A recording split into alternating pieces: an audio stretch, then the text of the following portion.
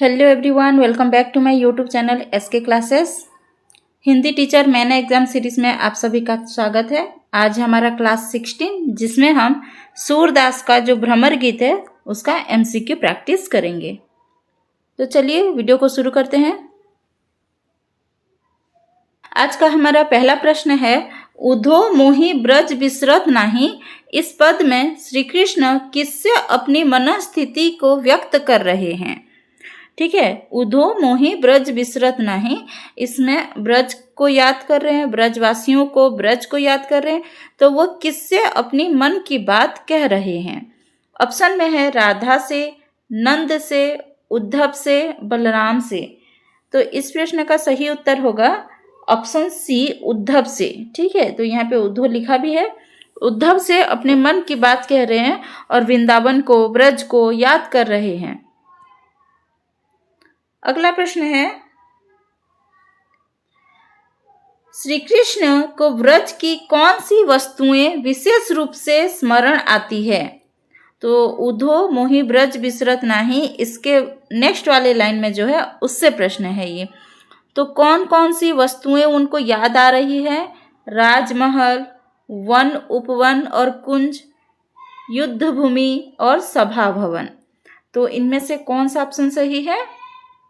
Option B, जो ब्रज का है, वन उपवन और कुंज की शीतल छाया, ये सब बातें उनको याद आ रही है। ऑप्शन बी इस प्रश्न का सही उत्तर है। तीसरा प्रश्न है, सूरदास का भ्रमर गीत किस पर आधारित है? रामायण, भागवत पुराण, पद्मावती, कुरुक्षेत्र। तो इस प्रश्न का सही उत्तर होगा ऑप्शन बी, भागवत पुराण। अगला प्रश्न है, गोपियों का मन किसके पास चला गया है? गोपियों का एक ही मन है जो कि किसके पास चला गया है? चलिए देखते हैं। नंद के पास, राधा के पास, कृष्ण के पास या उद्धव के पास? तो गोपियों का एक ही मन है जो कृष्ण के पास चला गया है, कृष्ण को समर्पित है। और कहते हैं ना, मन न भय 10-20, यानी हमारा मन 10-20 तो नहीं है, हम हर एक को अपना मन देते जाएं, हर एक को अपना आराध्य मानते जाएं। तो यहाँ पे कृष्ण के पास उनका मन है। तो ऑप्शन सी इस प्रश्न का सही उत्तर है। अगला प्रश्न है, उद्धव किस मार्ग से ईश्वर की उपासना करते हैं? मतलब वो कौन से मार्ग के भक्त हैं?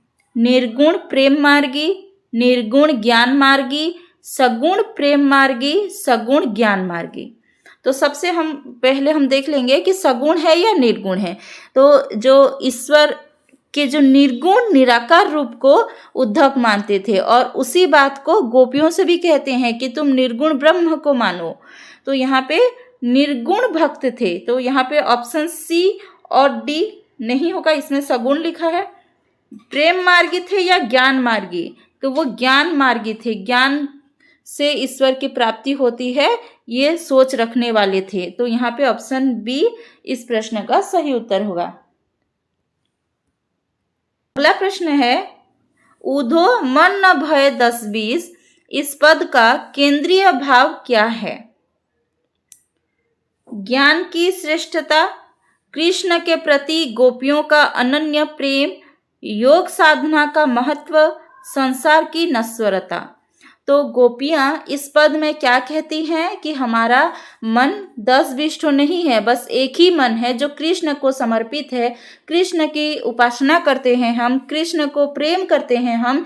तो यहाँ पे क्या है? कृष्ण के प्रति गोपियों का अनन्य प्रेम, अनंत प्रेम को यहाँ पर इस पद में बताया गया है। तो इस प्रश्न का सही उत्तर होगा ऑप्शन बी। अगला प्रश्न है, उद्धव किस ईश्वर की उपासना करने के लिए गोपियों से कहते हैं?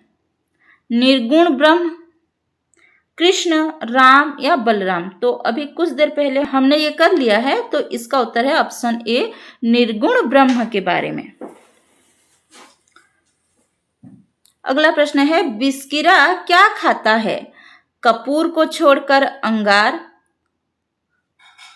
अंगार को छोड़कर कपूर, अमृत फल को छोड़कर विष, और यह विष को छोड़ के अमृत फल। तो चाहे चकोर के बारे में हो, विस्किरा के बारे में हो, पतंग के बारे में हो, किसी एक के बारे में जरूर प्रश्न पूछा जाता है, चाहे वो OSSTT में हो या RST में हो। तो इसमें क्या है, विस्किरा। तो विस्किरा क्या खाता है, अमृत फल जैसे दाख, छुहार हमारे यहाँ पे है, यानी अंगूर, खजूर जैसे अमृत फलों को छोड़कर क्या करता है, विष खाता है। तो कौन से ऑप्शन में ये लिखा है, ऑप्शन सी में, अमृत फल को छोड़कर विष खाता है। अगला प्रश्न है, पतंग किसमें लिपट जाता है? अपना भला सोचकर पतंग किसमें लिपट जाता है? कमल के फूल में, अपने घर में, अंधेरे में, दीपक में। तो यहाँ पे ऑप्शन डी, दीपक में, ठीक है, दीपक में लिपट जाता है। अगला प्रश्न है, सूरदास के भ्रमर गीत के अनुसार कौन सा वाक्य सही नहीं है? RST में इस प्रकार के प्रश्न आते हैं, ठीक है। तो कौन सा सही नहीं है, एक दो तरह के प्रश्न आएंगे, या तो सही, कौन सा वाक्य सही है, या फिर कौन सा वाक्य सही नहीं है। तो हमें गलत वाक्य को ढूंढना है। ऑप्शन देख लेते हैं। भौरा कमल को नहीं छोड़ सकता, चकोर अंगार को नहीं छोड़ सकता, पतंग दीपक को नहीं छोड़ सकता, गोपियां उद्धव को छोड़ नहीं सकते। तो यहाँ पे भौरा और कमल ये ठीक है, चकोर और अंगार ये भी ठीक है, पतंग और दीपक ये भी ठीक है, लेकिन गोपियां किसे छोड़ नहीं सकती? कृष्ण को, ठीक है। उद्धव लिखा है, लेकिन यहाँ पे सही उत्तर क्या होना चाहिए? कृष्ण को, अर्थात ऑप्शन डी गलत है। तो हमें पूछा गया है कौन सा वाक्य सही नहीं है, अर्थात ऑप्शन डी इस प्रश्न का सही उत्तर होगा।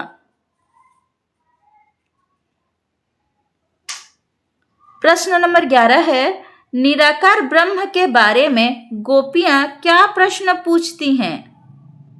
ऑप्शन में है, उसके पिता कौन है, उसकी माता कौन है, उसकी स्त्री कौन है, इनमें से सभी।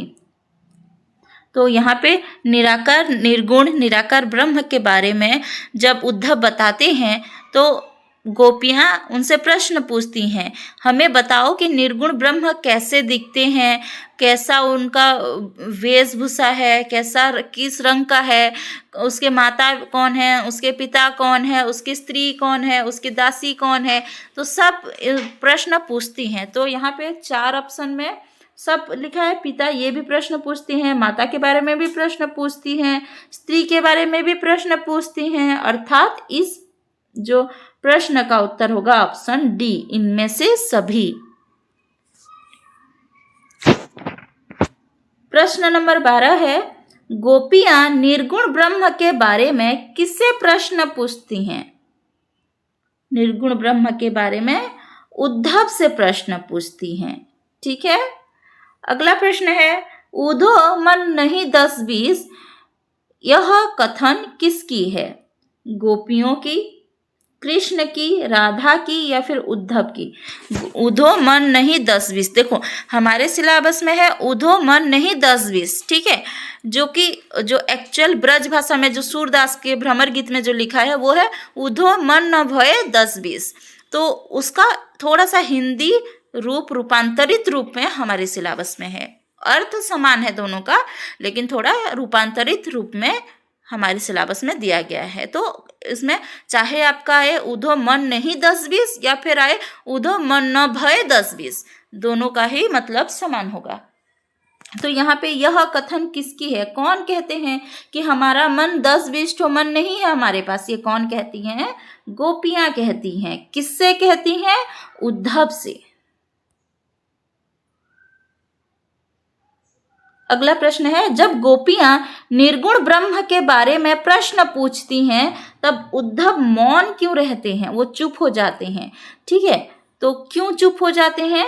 उद्धव अपने सीमित बुद्धि में निर्गुण ब्रह्म के बारे में उत्तर न दे सकते थे, उद्धव उत्तर देना नहीं चाहते थे, निर्गुण ब्रह्म के बारे में उनको ज्ञान नहीं था, इनमें से सभी।